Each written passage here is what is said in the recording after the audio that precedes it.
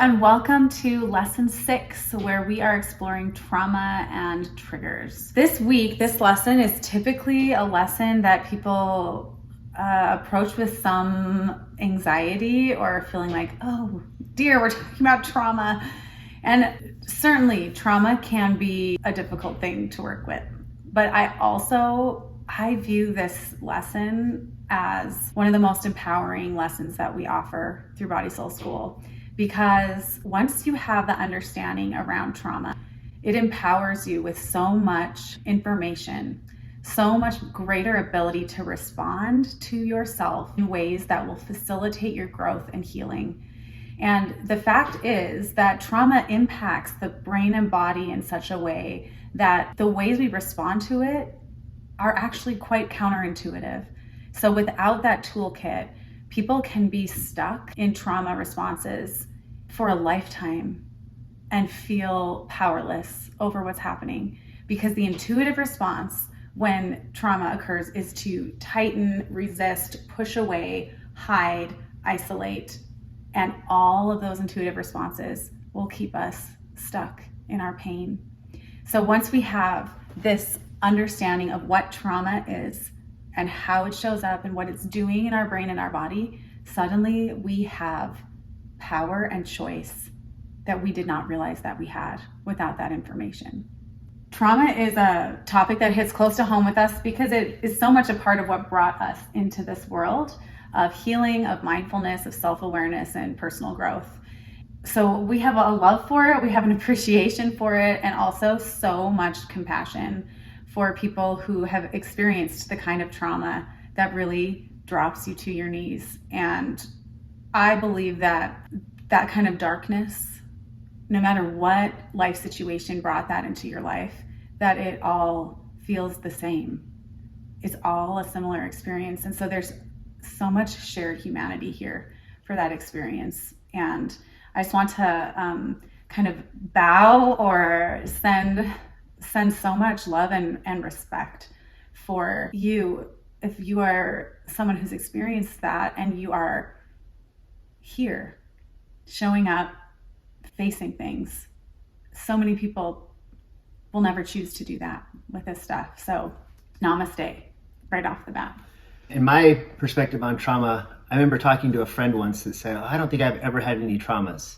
Because oftentimes when we think of trauma, we think of betrayal, or we think of a big accident, or we think of death, just the big things that happen in life that are traumatic, for sure. And I've thought that way too, I think, in the past. But I remember going to therapy, and we did a practice called the trauma egg, where the therapist just asked me to write down anything that came to my mind that was hard as I was growing up.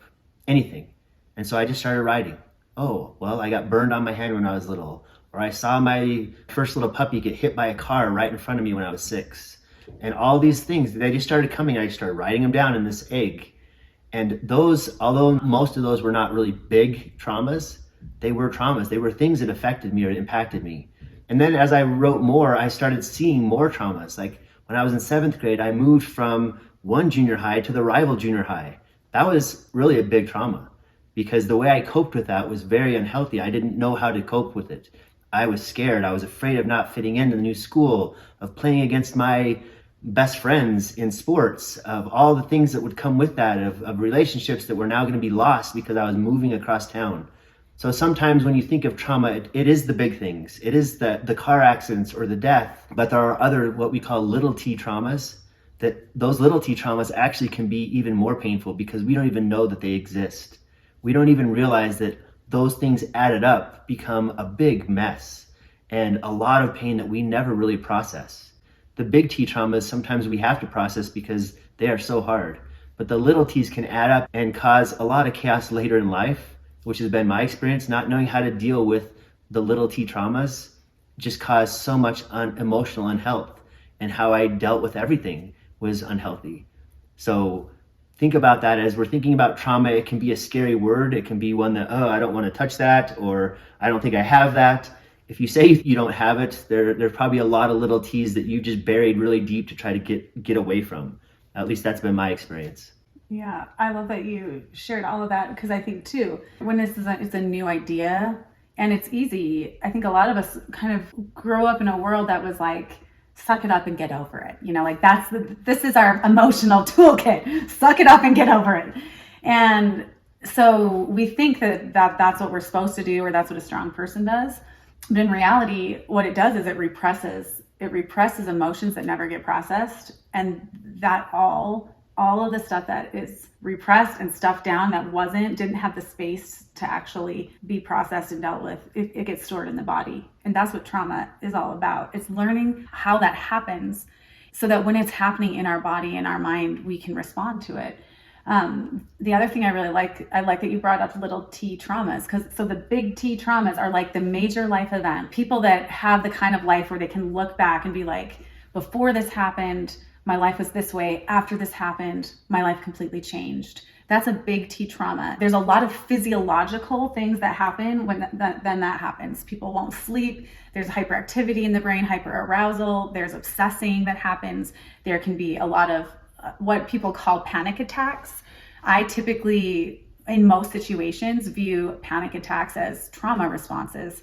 It's the body trying to process emotion it doesn't cognitively understand. And there's the heart rate and the can't breathe and the shaking, the tremors. So all of those happen with these big T traumas. And it's the body and brain trying to process something that is really beyond its capacity to cope. But there's little T traumas that Nate's talking about that actually build up and can create the perfect storm for those big T traumas too. And those are stored in the body just the same. They are also stored in the body. And I would define a little T trauma as any experience you've ever had that has caused you to close off in response to that experience, to close the heart, to internalize a message of that fundamental unworthiness, like, I am not enough, I am unlovable, there is something wrong with me.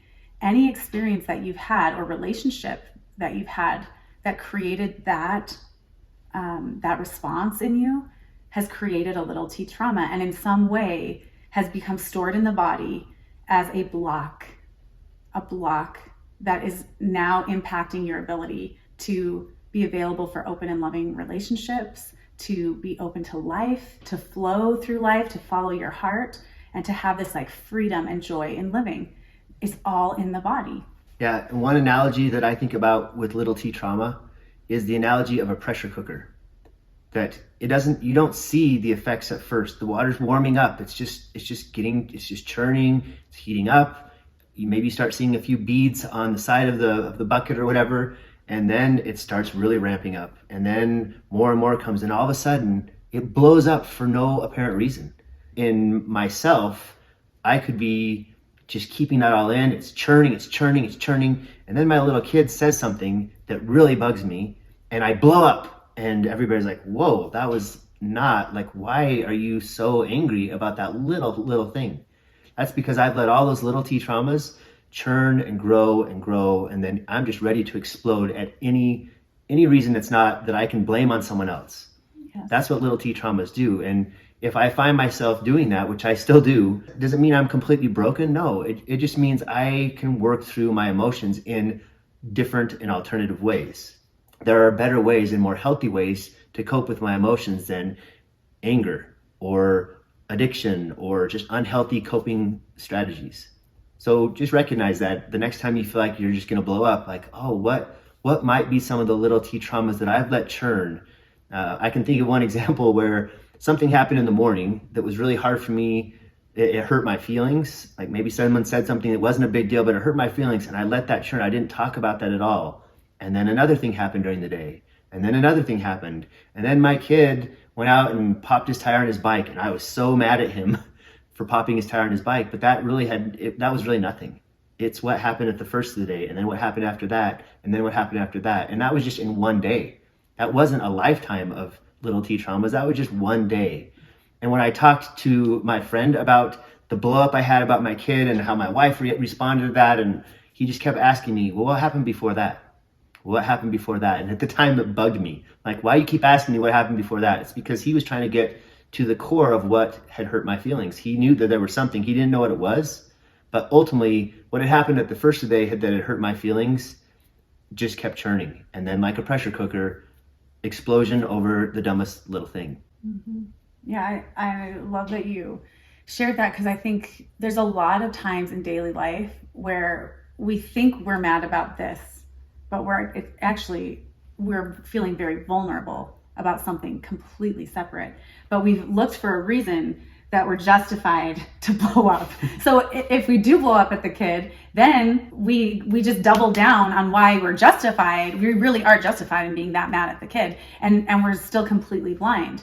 So with just the language understanding of trauma, how it works, what happens in my body, how it releases, it gives us a different way of approaching that. Instead to be like, okay, let me take a pause. That's interesting, that reaction, and get curious and start asking what did happen. You're looking for the place of vulnerability. I would think too, this happens a lot with work. If we have a career and our sense of identity is really tied up in our career, there's a lot of times where if things aren't happening right at work and we're looking for, work has to be going well for us to feel okay about ourselves.